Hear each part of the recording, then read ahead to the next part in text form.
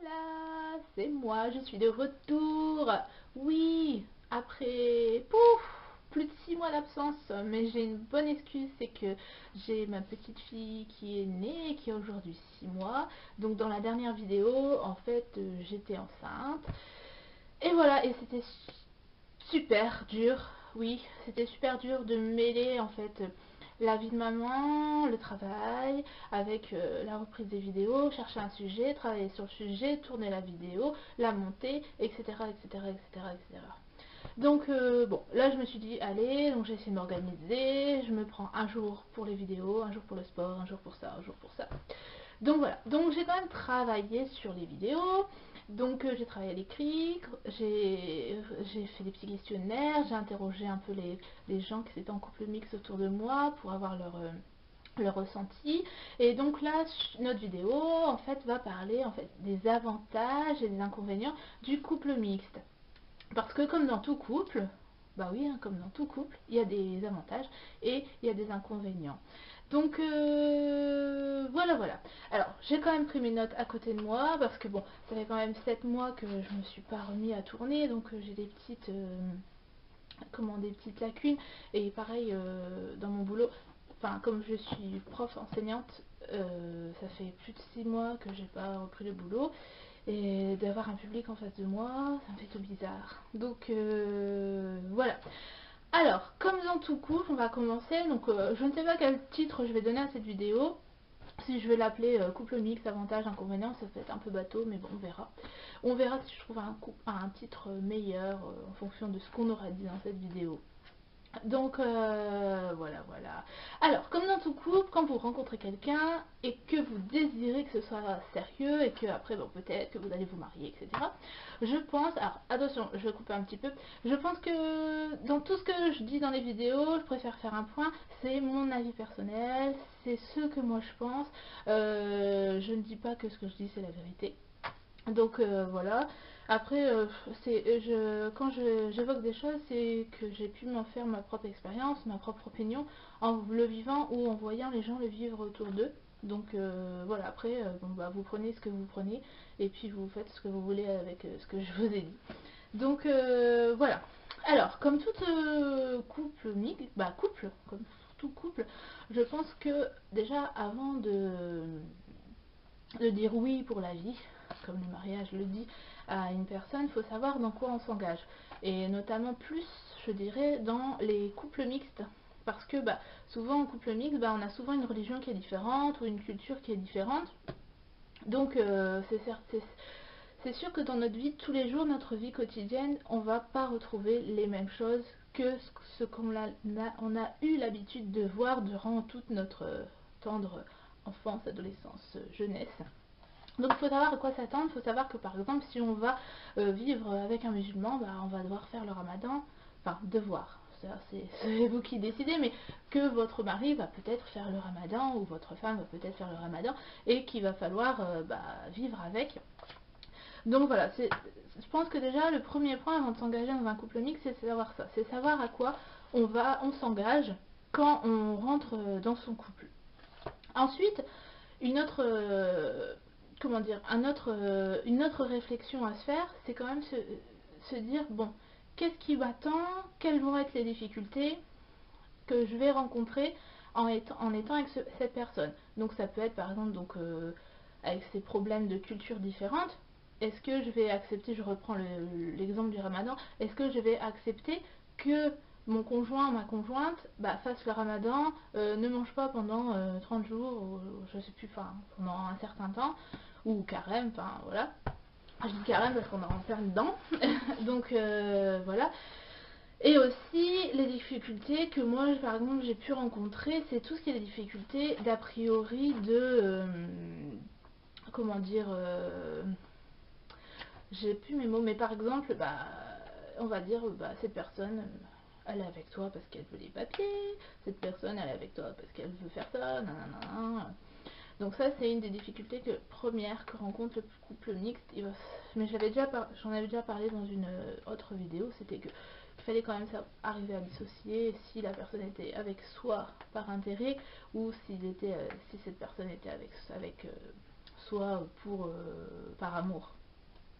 Donc voilà, ça c'est une des difficultés qu'il va falloir essayer de surmonter, parce que les gens autour de nous, enfin surtout les mauvaises personnes, il y en a beaucoup, elles vont beaucoup, comment dire, blablater sur le dos des couples mixtes en leur disant bah eux ils sont ensemble pour ça, non non non, et ça c'est assez chiant.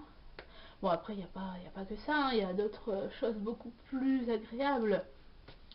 Donc voilà. Alors, je me rends compte que ma vidéo n'est pas du tout structurée. J'aurais dû faire un grand 1, grand 2, grand 3. Mais bon, je la fais un peu à l'arrache parce que j'ai juste du temps là pour tourner une vidéo. Désolée. Ce sera un peu fouillis, mais ce sera comme si on était tous les deux puis qu'on parlait autour d'une table et autour d'un café. Voilà, dis-toi ça.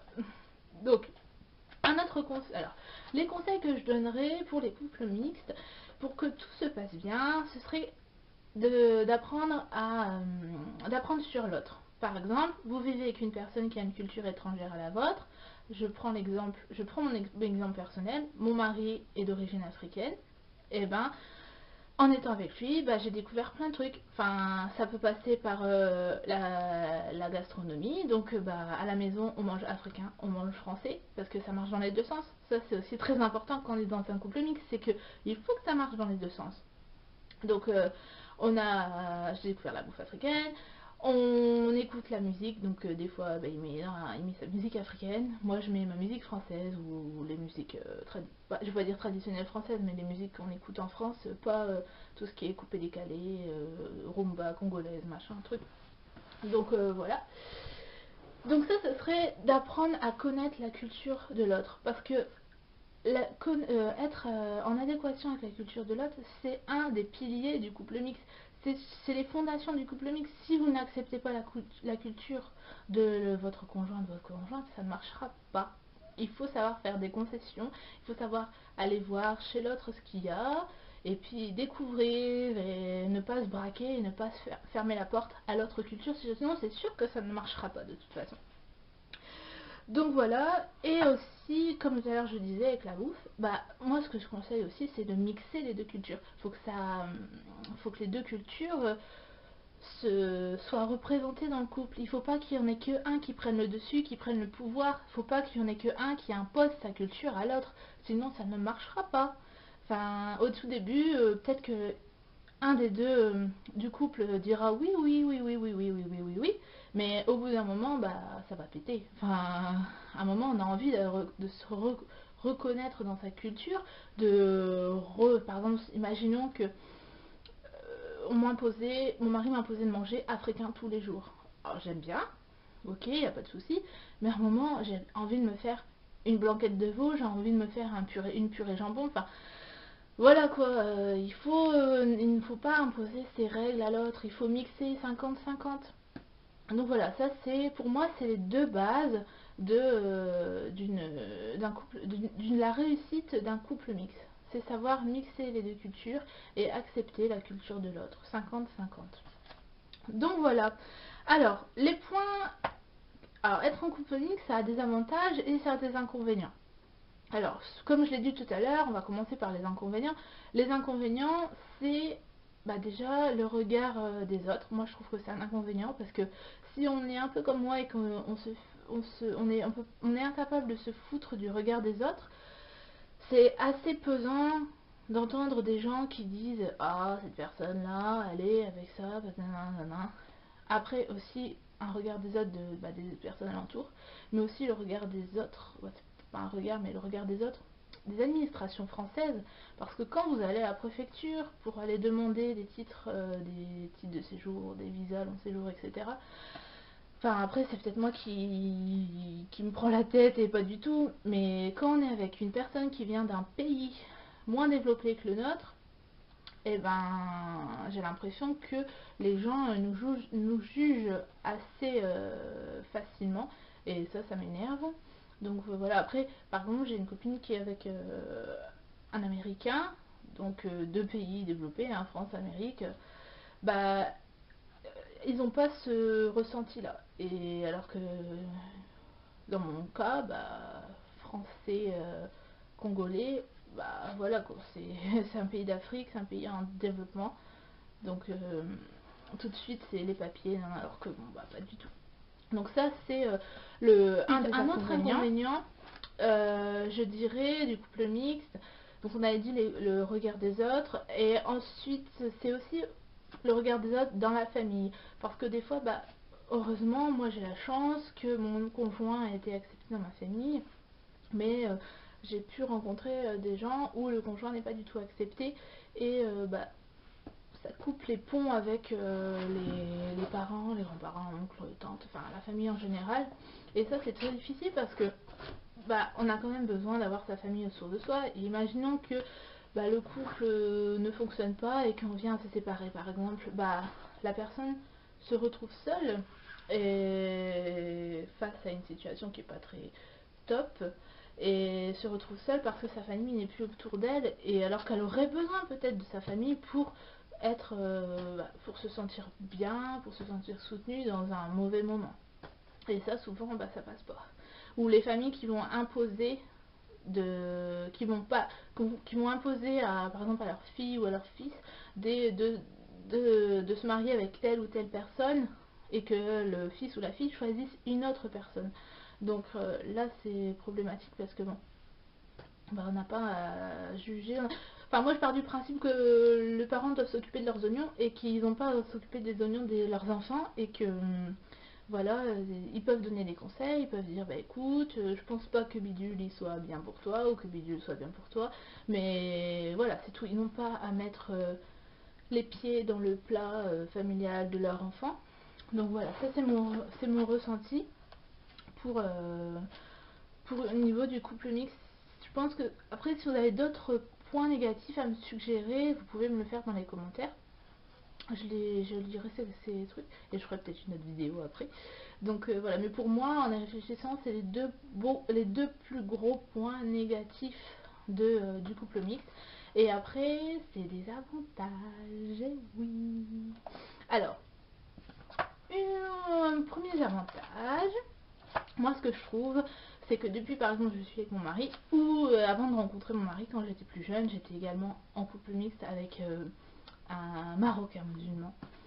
Et je trouve que dans ces relations-là, que je n'ai pas eu, dans ces relations-là sont différentes des relations que j'ai pu avoir par exemple avec des Français, des blancs français. C'est que il y a quand même un enrichissement personnel. C'est-à-dire qu'en rencontrant mon mari, bah, je trouve que j'ai appris beaucoup de choses sur l'Afrique, sur comment les Africains vivent, par exemple. J'ai appris beaucoup de choses sur le, je vais appeler ça le colonialisme, post-colonialisme. Donc, qui m'a ouvert les yeux de simple petite française qui croit les politiques français. Enfin voilà, j'ai appris plein de choses. Bon, ça je vais pas débattre là-dessus. Donc ça c'est un enrichissement personnel, et aussi au niveau des cultures.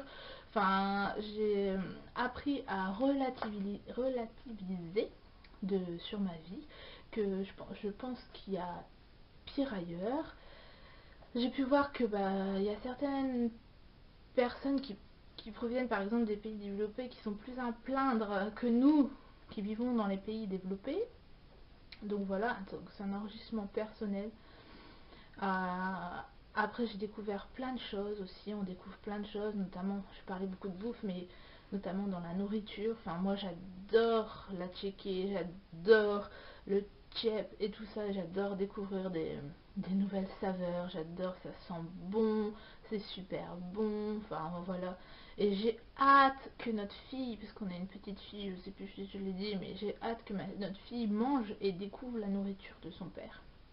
Donc ça c'est une des premiers avantages, c'est l'enrichissement personnel, de découvrir la culture de l'autre et d'apprendre différemment, de voir comment les choses sont perçues ailleurs. Ça nous ouvre les yeux, on ne voit pas le bout de son nez, on voit un peu plus loin que le bout de son nez. Et ça c'est ce que j'adore, c'est que ça nous permet de voir plus loin que le bout de son nez. Et ça c'est le truc un autre avantage que j'apprécie également, c'est par exemple, maintenant nous on a un enfant, Et ce que je trouve très bien, c'est que notre fille, je dis pas qu'elle sera mieux une autre petite fille de son âge, hein, loin de là.